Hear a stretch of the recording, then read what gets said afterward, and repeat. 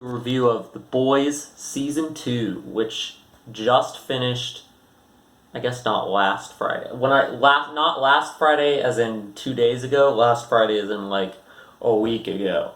I'm in my dorm room here, in front of my computer. No pacing this time like in The Boys Season 1 video. The Boys Season 1 video, which still has only one view. Lower viewership numbers than I usually get for my movie/TV shows review. So go watch that. I'll put a little card, the little YouTube cards thing that I don't use unless that is made specifically for this kind of purpose, but I rarely use it because I usually don't have a reason to. So go watch that video because I give an overview of, what the show is about. So, this is going to be kind of building on that. So I really don't want to, I don't want to go over it again. So go watch that video. Click the card. hit that bell. Notifications. So The Boys, Season 2, builds upon the first one. I really enjoyed it. It's not quite as good as the first season. I talk about this again in my Season 1 video that I'm going to keep referencing throughout this. Final request, go watch it. Season 1 is so perfectly paced. Season 2 is comparatively not quite as well paced. I'm getting the bad out of the way first. It's not the bad, just the less good.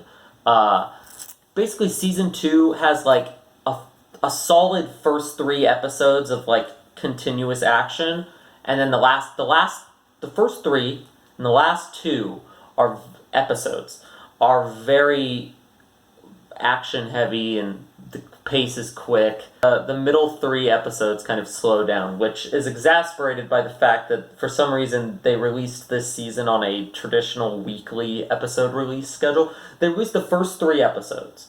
And then the next 5 came one a week. So there was a bit of a slump with episodes 4, 5, and 6.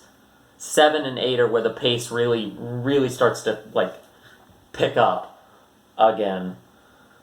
So there's a bit of pacing issues that the first season doesn't have, and those pacing issues are exasperated by the format that they were released in. But that doesn't matter now, because the whole season's up. So if you haven't seen it, you can just binge it like every other show on a streaming service. So, yeah, that. I bring that up to acknowledge. I just knocked my water bottle over. I bring it, and then it falls over again. Clown show.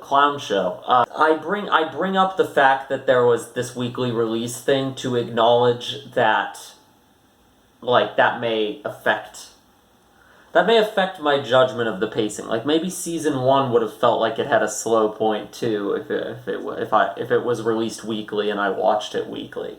But you don't have to worry about that. So hopefully, if you want to comment and let me know if you binged it, do you think it has pacing? Do you think it has pacing issues? And I wouldn't even say I say pacing issues. It makes it sound like it's really slows to a crawl. It doesn't. It just has some slower episodes in the middle. And when I say slower, I basically just mean episodes without bombshell crazy moments, which The Boys is big on. Season 1 was a lot of world building. In Season 2, the world has already been established, but events show up that shake things up. The introduction of Stormfront as a new member of the Seven, the growing, evolving Compound V story. It's hard to talk about without spoilers, so I guess now is as good a time to say, spoiler warning, it's hard to talk about the good stuff in this season without spoiling. Homelander's great as always. They do some interesting morality stuff. We start to dive a little bit more into less of a black and white morality. Butcher becomes a little bit more morally ambiguous.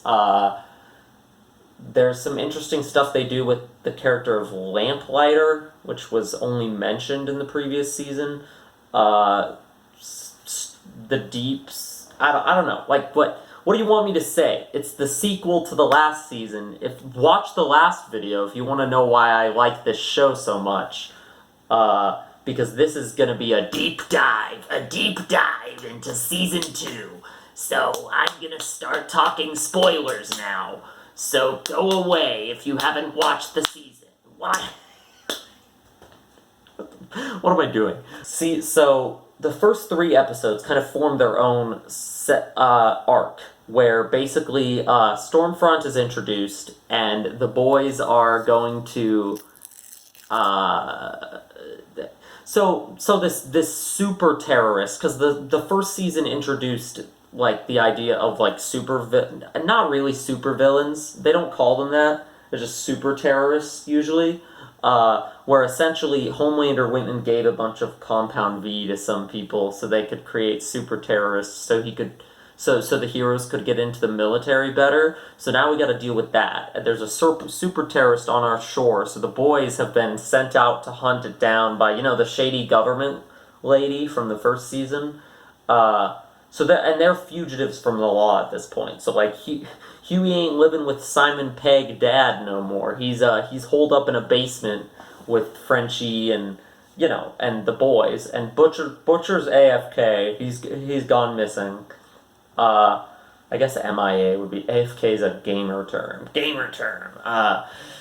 Butcher's MIA. He's gone missing. He shows up after, like, the first episode, like, my wife's alive, guys. We gotta go find my wife. And so they're kind of trying to balance that with hunting this super terrorist. But then it turns out the super terrorist is Kamiko. That's the girl from the first season who they found, who can't talk and has superpowers, who's with them, who was injected with Compound V. Her brother is the super terrorist. So then they're like trying to figure out how do we like catch him, but not like we don't want to kill him. And so there's a nice arc there. The arc ends in a smashing scene at the end of the 3rd episode where Stormfront, who up to this point seems like... I like how they introduce Stormfront. They do the same thing they did with Homelander in Season 1, where they try to make it seem like she's actually pretty cool at first. Because, like, she comes in and she's, like, dissing Homelander, dissing Vought, being very, like, pro-feminist. Her Starlight actually, like, gets along with her at first and tries to, like, establish a rapport. But then, this twist really isn't... I mean, it's not that much of a surprise, because they've kind of hinted at it. Plus, her name is Stormfront. But she's revealed to be just a full-blown racist when she chases down the super terrorist, Kamiko's brother, kills a bunch of innocent... She chases him through a like, low-income apartment complex with a lot of, like, African-American or other minorities living there, and just is not like, oh, they were in the range of her blast. No, she, like, straight up, like, I think she slams a dude's head into his fridge at one point. Like, she's just killing everybody in the complex who isn't white, basically, and then she kills Kamiko's brother and calls him, like, yellow or something. I don't remember exactly what she used, but like a racially charged comment, and then kills him.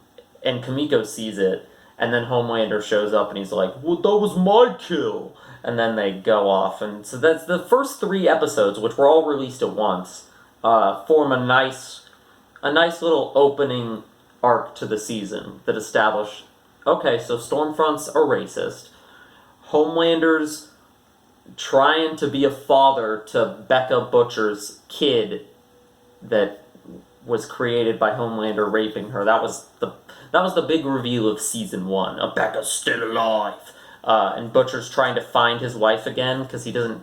Homelander took him to the place where his wife was and then yeeted him away and dropped him off in front of, like, an Outback steakhouse or something. There's a funny scene where he, like, goes into Outback and he's like, where's my wife? Where's Homelander? What's going on? So you've still got the comedy, you've got the drama. I mean, it's just a continuation. Another thing, but then you kind of... So then there's a slow point, episodes 4, 5, and 6, the direction of that things are going is a little unclear. But then by the 7th and 8th episode, it all kind of starts to take shape. It's like, okay, we're going to take down Stormfront, reveal to the world that she's a Nazi. Not like a neo-Nazi, like an actual literal Nazi. That's the other twist. She is literally she's the wife of Frederick Vought, who founded the Vought company that makes the Compound V and makes the superheroes. And he had Nazi party connections, like in the 1930s. So she's like 100 years old and has Nazi party connections and stuff. And I just said that twice for some reason. I don't know why. I really like non-spoiler. Maybe I'll just put something non-spoiler, because this is actually like not spoiler. Something I probably should have said before I started spoiler talking. But I guess now I don't have to be vague about it. I really like how I'm an idiot. I really like how The Boys season 2 takes what the first one was doing and like leans more into the corporate machinations. Stillwell is replaced with Stan Edgar, the leader of Vought, played by Giancarlo. How do you say his name? Giancarlo Esposito. He's the guy for the villain in The Mandalorian, the villain in, I think, like Breaking Bad. I think he's in Breaking Bad. I don't know. I've seen him a lot lately as like when you want to get like a smooth talking, smartest person in the room villain character, you get this guy. But he's the like actual head of Vought, and he's like he doesn't bow to Homelander. He doesn't bow to anybody. He also like definitely knows that Stormfront is a Nazi, but like let her, and he's black, so like eventually he would be her target. But it's clear, like, you don't see much of him this season, but it's clear from the little you do see, it's clear that he has like a master plan, and he is constantly machinating behind the scenes, and they lean into that a lot. They start diving into like the corporate and the political ramifications as well. They basically have they have an AOC type character who like hates the Supes and is like a young senator who hates the Supes, and is like they're trying to build a case against them in court, and that's kind of what like they run into Lamplighter. That's one of my favorite things they do in this season is they run into Lamplighter, and who was mentioned in the last season as having killed the grandchildren of the sketchy CIA lady who's like hunting the boys down. And I really like, and she frames him as a monster. They all frame him as this monster that they kind of let get away. But then you meet him and he's like, he seems like a really bad dude at first, but then he reveals he didn't know it was her grandkids in the bed that he burned. He thought it was her, so he was trying to take out her because she was blackmailing him so he could get info for them on this. It's a complicated story, but it's like the first time where they present this Soup that you expect to be like a total villain, and he's not a hero by any means. He's still like a bad dude, but they show like he feels guilty for his actions. And in the end of the episode they introduce him in, which is a fun episode where they like break into a mental asylum for Supes, and then all the Supes end up getting loose and just terrorizing the place. And at the end of the episode, Lamplighter agrees to like testify against Vought, which is then ruined when he helps Huey break Annie out of Vought because she got exposed as a traitor somehow. I didn't really get that part, but basically Starlight got exposed as a traitor, so they had her locked up, so Huey and him break in Vought Tower to rescue her, and then Lamplighter decides to just burn himself, because why be useful when you can just die? that was kind of a bummer scene, but it like made sense in character. He was clearly... They add him to the list of deeply damaged bad person, but not super villain level Supes in the show. The same realm of like the Deep and A-Train. They have an interesting subplot going on too. They're like, the Deep gets roped into this clearly like a Scientology riff called the Church of the Collective, and then he kind of he gets roped in because he wants, like, it's a way to get back into the Seven eventually. they're like trying to they help him rebrand his image. And then A-Train, and then the deep ropes in A-Train, who A-Train is getting kicked out of the 7 and replaced with a different speedster, and he wants back in, so he gets roped in with the Church of Collective, too. So you have this thread going through the Church of the Collective, which looks like it's going to be setting up, a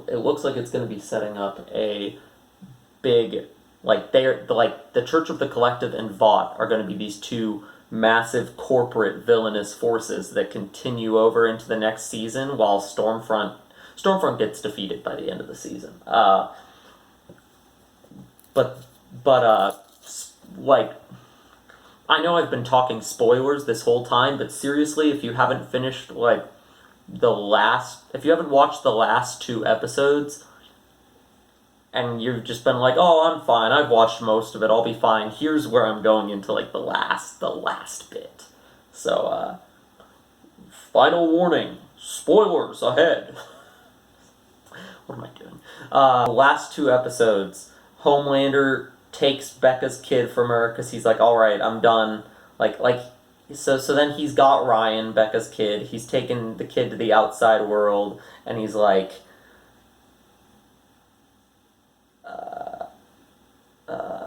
my brain just got distracted thinking about the lamplighter. There's a really good scene with Lamplighter where he's in a truck and they deliver him to the lady, the sketchy government lady, and she, like, is ready to kill him, like, right there, and they, like, kind of talk her down, and he gives this, like, emotional speech. I'm like, dang, that's the most successful they've been at the morally gray character kind of thing. That's the most successful they've been at that. There's a scene earlier where, like, where, like, Annie has to kill somebody kind of by accident so her and Butcher can escape from the mental asylum. She works with the boys a lot in this season. That's another interesting thing. She's not just like, oh, helping them occasionally. She's like full on like a member. They're inside man, basically. So that's cool. But then I went back and started talking about Lamplighter. These are not organized, these are not scripted, these are just spur of my thoughts about the season. But the last 2 episodes, oh my god, they're crazy. So they go to get Ryan back.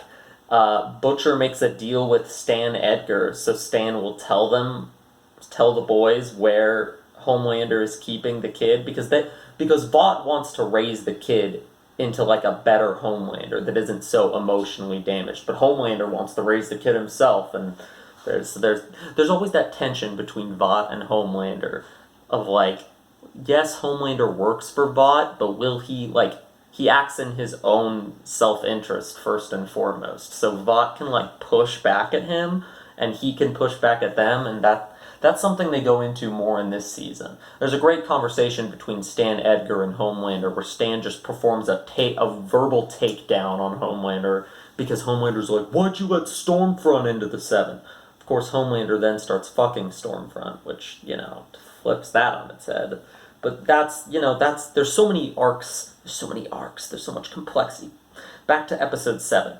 So then they go to rescue Stormfront. Rescue Stormfront? What am I saying? They go to rescue Ryan and have to fight Stormfront. And so Starlight, Kamiko, and then Maeve shows up and starts beating Stormfront. They have a nice arc going on with Maeve where she's, like, turning into a heroic character. Coming out of her shell, embracing her strength, Brave Maeve, the show tackily calls her after she's outed as gay by Homelander on live television. Fuck Homelander.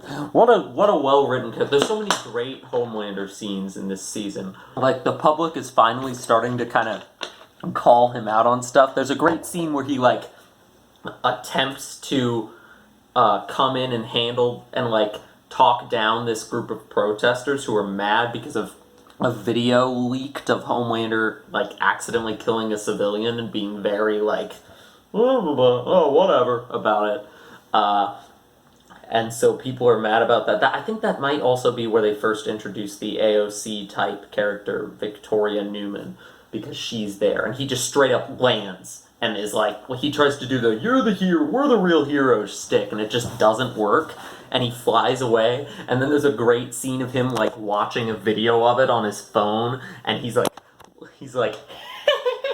like laughing and like like having a panic attack in a hallway about it.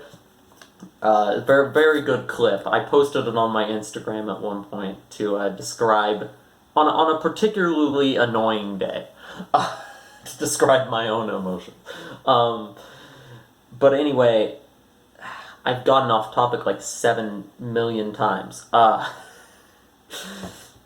Homelander. So the boys distract Homelander. Then Vought members swarm in to take the kid.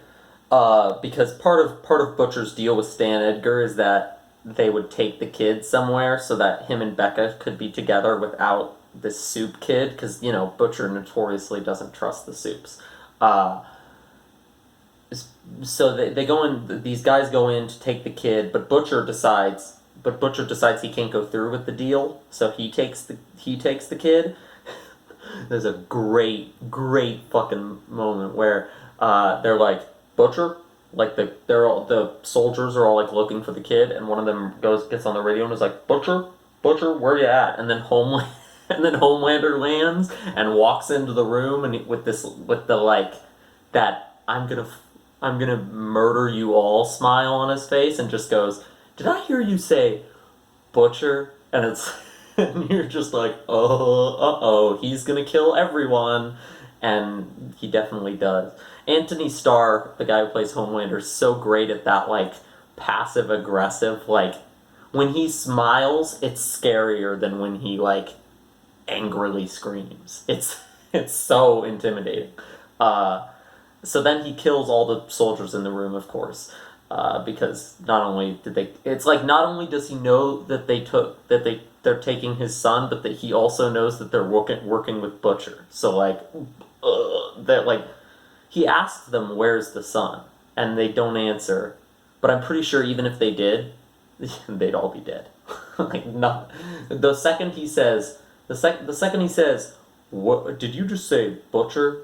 They're all screwed. And that's why I love Homelander. Homelander's so good in this episode. He finds them, he finds Stormfront dead and Becca dying because Stormfront was trying to kill Becca. Ryan gets scared, that's the kid's name. His powers activate, he can't control them, and he ends up like hurting them both. So then Homelander shows up all bloody, and he's like, "Give me back my son," and that whole scene's just great. I'm not gonna like dissect that entire scene, but it's a great Homelander acting scene. In the end, Maeve blackmails Homelander into letting them all go with a video of the plane incident from season 1. Get the fuck back or I'll laser every one of you. That scene. And as they're walking away, you can see like 50 different emotions on the actors. But he just gives such a good performance, Anthony Starr. And then in the end, he's giving a speech, and like you can see it in his eyes, just like all of the emotions of what happened. And they zoom in on his eyes as he's giving the speech. Like they know they can like focus on him because his performance is so good that you like every bit of these. Should I kill them all now? Should I try to kill Maeve? What do I do? Like every bit of his processing is like on his face. It's so good. I'm gushing about Homelander. And then the final twist, which I mentioned like 10 minutes ago before I went on a big ramble spiel about the Church of the Collective. They kind of set that up to be a big season 3 antagonist, and then, end of the episode, Church of the Collective man, head gets blown up. Which also, there's this ongoing mystery throughout the season of somebody popping people's heads. It happens early on in the season to one of the CIA people. I think right when they're about to figure out that Vought supplied the super terrorist with Compound B, and then it happens again at the end of episode 7 when they're about to do a trial that will like out a lot of the bad things Vought has done. Heads just start popping in the courtroom. That's like a Game of Thrones, like, oh, what's going on? Like, Like, holy shit, everybody's heads are exploding. Even Homelander and Stormfront are there, and even they are like, what the fuck is going on? Like, they're shocked. So there's this mystery of who is the head popper. In the last episode, it's revealed. What a great twist. The last character I would ever expect. Victoria Newman, the AOC type character who's been against the Supes this whole time, is secretly... like, maybe, I don't know if she's in league with Thought. They don't really tell you. They just show her popping the head of the Church of the Collective guy. And just like that, so you have the corporate villains. That's why I can't talk for like half an hour in these. I know I just said that twice. Blah, blah, blah, blah. The camera ran out of space. Keep talking. Quick. Go, go, go, go. What a twist. Victoria Newman. That's the last thing I'm going to talk about. I know this video is too long. What a twist. Like... just like that, you have the two corporate villains, Vought and the Church of the Collective, but with one maneuver, they just shifted the whole script to where now the new villain is Victoria Newman and her congressional soup monitoring committee that is established at the end of the second season, which Huey is now going to work for, which they reveal after revealing that she's a villain. So instead of being like, ooh, new development for Huey, it's like, your entire perception shifts, because this is a character who's been against the Supes from the beginning. She was in the room when the heads started popping, and I went back and watched the head popping scene. You can see they keep moving the camera back to her, so she's like looking at people and you can see their heads pop, but then you don't know it. Like, who's the last person you would expect? Someone in the room blowing up the heads. Like, what a glorious twist. Completely redirects the structure of what the next season is going to be. And I genuinely have no idea, like, where her alignments lie. Are they with Vought? Is she her own thing? What is going on there? We don't know. Like, that's such an exciting twist to have at the end of a season where you genuinely have no idea where the next season is going to go. So overall, even though the pacing is not quite as good, there's maybe some elements that don't flow quite as well. I didn't talk a lot about the plot with Becca Butcher and her son, and I think that's kind of a weak link plot, which is why I didn't talk about it that much. It does provide some interesting humanity to Homelander, watching him try to raise a kid, but other than that, there's not a lot there. Despite all of that, this feels like, which is common of these types of long-form narrative shows, is this feels like a very, like, putting the stepping stones into place season, whereas season 1 kind of stood on its own. Season 2, it's hard to talk about without talking about season 1, and it's hard to talk about without talking about the stepping stones it puts in place for a future season in which Homelander is at peak mental destabilization. There's seemingly some sort of there's a woman who can pop heads on a Congress committee against Supes. There's Huey's working for that congressional committee. Like, then there's the Vought scheming. There's so many, like, this. It starts like season 1 started and ended with not that many dangling threads. Season 2